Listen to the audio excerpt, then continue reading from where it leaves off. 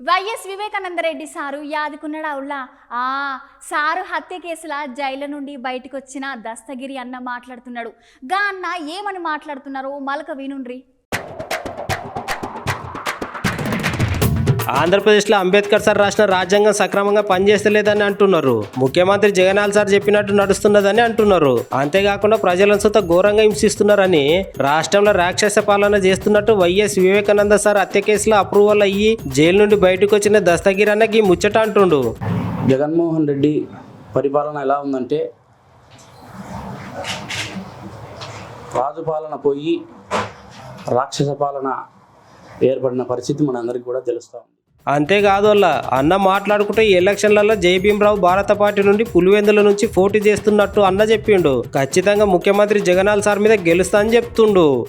జగన్మోహన్ రెడ్డి పూర్తి స్థాయిలో ఎలాగైనా సరే ఈసారి కూడా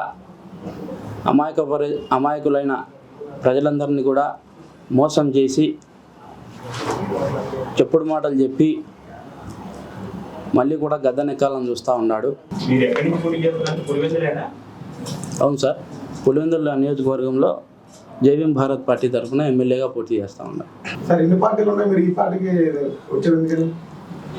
కరెక్ట్ క్వశ్చన్ అడిగారు బ్రదర్.